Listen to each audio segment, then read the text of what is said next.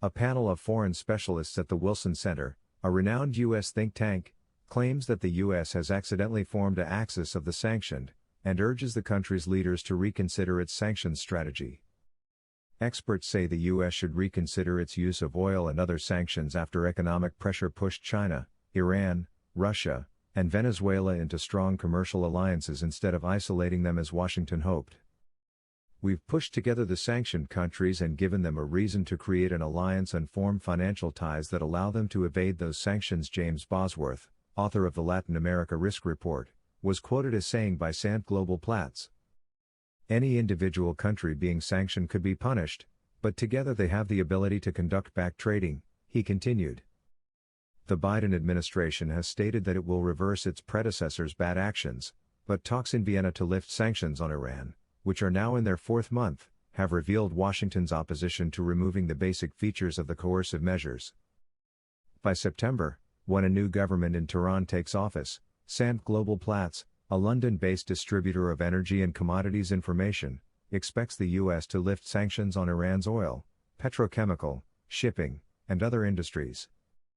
Ibrahim Raisi, Iran's president-elect, has stated that while he will support any agreements that serve the country's national interests, he will not attach the economic situation and people's livelihoods to these talks. U.S. Vice President Joe Biden has stated that reviving the nuclear deal with Iran would serve as a stepping stone to a broader accord that would limit Iran's missile program and regional influence. While the U.S. faces an insurmountable task in trying to broaden the scope of the agreement with the incoming Iranian administration, hopes for a potential agreement are also low. Iran's economic benefits would be minimal, according to a trade group for the global banking industry, even if the protracted talks presently ongoing in Vienna to persuade the U.S. to lift sanctions on Tehran bear fruit.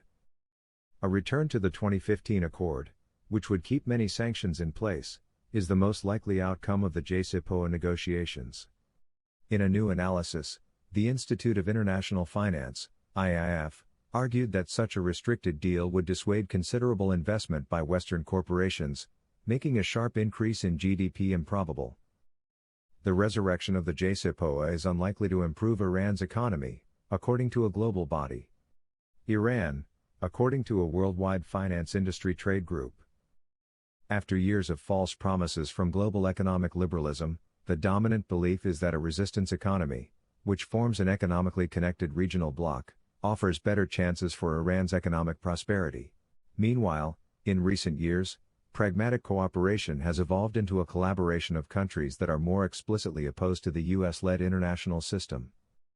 According to Bosworth, Iran, China, and Russia have all lured Venezuela into this alliance. Iran is getting benefits from this, and so is Venezuela, Bosworth said. If they weren't benefiting financially, they probably would work together far less. Over the last decade, the U.S. has been engaged in a new form of warfare using a revolutionary set of financial measures that use the international financial and commercial systems to isolate and restrict its adversaries' money flows in order to inflict maximum suffering. While the United States has devised new means of isolating perceived foes, the countries have responded by developing their own financial and monetary systems, which allow them to evade the pressures exerted by Washington. Even among U.S. allies, there are growing moves to limit the U.S. unilateral use of multilateral forums like the Financial Action Task Force, FATF, and the Society for Worldwide Interbank Financial Telecommunication, SWIFT, to pressure countries. Indian, Spanish, and Italian refiners are waiting for the Biden administration to ease sanctions on Venezuela and Iran in order to begin crude imports, according to Platts. The U.S.-China Economic and Security Review Commission has produced a new study that details how Iran and China have grown closer in recent years, forging economic, intelligence sharing, and diplomatic connections in a partnership that is widely opposed to the U.S.-led international order. While Beijing is worried of a clash between Tehran and Washington jeopardizing energy markets, the two U.S. enemies find common ground in counterbalancing Western systems and gaining mutual advantage, according to the report's authors. According to the authors, the relationship has strengthened in recent years, particularly through a recently established economic and security deal that outlines an increase in Chinese involvement in Iranian businesses as well as $400 billion in investment. Some analysts regarded the agreement and the announced investment as exaggerated, but the authors argue that it demonstrates a long-term partnership. Over the last 2 decades, China has stepped in as an increasingly important economic partner for Iran as sanctions caused European and U.S. companies to retreat from the country, they stated.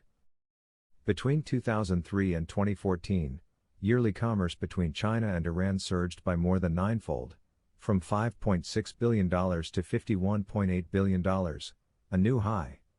During the same period, commerce between Iran and the EU declined by 55%, compared to the constant rise of Sino-Iranian commercial ties. Chinese investment in Iran has also increased, rising 541% from $468 million in 2004 to $3 billion in 2019, with most of the money going into the energy and raw materials industries. While there are certain qualifiers to the collaboration between Beijing and Tehran, the report's authors conclude that the two nations' common anti-U.S. policy orientation has long-term repercussions for Washington's interests in both the Middle East and the Indo-Pacific.